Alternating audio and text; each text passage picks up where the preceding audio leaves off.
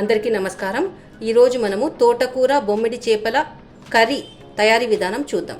దీనికోసం నేను 2 పెద్ద కట్టల తోటకూరను తీసుకొని ఆకులు ఒలుచుకొని శుభ్రంగా వాష్ చేసుకొని ఇలా చిల్లుల గిన్నెలో వేసుకొని ఉంచుకున్నాను.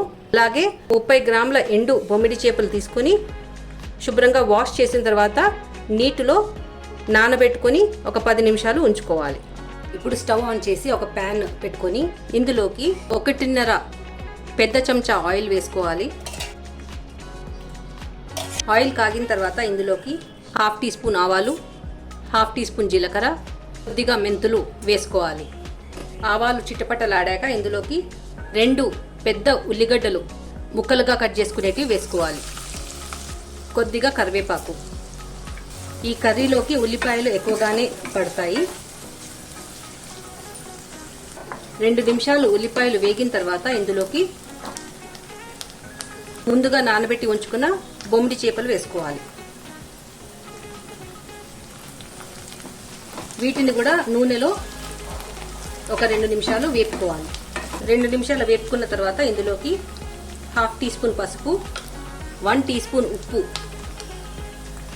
వేసుకొని మిక్స్ చేసుకోవాలి. ఇప్పుడు ఇందులోకి 1 టీ స్పూన్ అల్లం వెల్లుల్లి పేస్ట్ వేసుకుంటున్నాను. అల్లం వెల్లుల్లిలోని పచ్చివాసన పోయిన తర్వాత ఇందులోకి తోటకూర వేసుకోవాలి.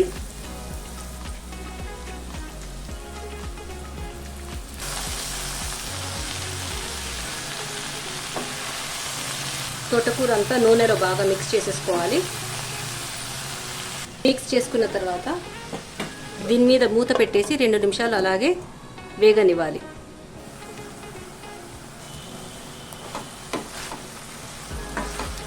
తోటకూర నూనెలో బాగా వేగిన తర్వాత ఇందులోకి 1 టీ స్పూన్ ధనియా పౌడర్, 1.5 టీ స్పూన్ కారం పొడి వేసుకొని బాగా మిక్స్ చేసుకోవాలి. తోటకూర బాగా వేగింది, కానీ బొమ్మిడి చేప కొద్దిగా మెత్తబడాలి కాబట్టి ఇందులోకి 1/2 టీ గ్లాస్ నీళ్లు పోసుకొని ఒక్కసారి మిక్స్ చేసుకున్న తర్వాత మూత పెట్టేసి నీళ్ళన్నీ ఆవిరైపోయేంత వరకు ఉడికించుకోవాలి.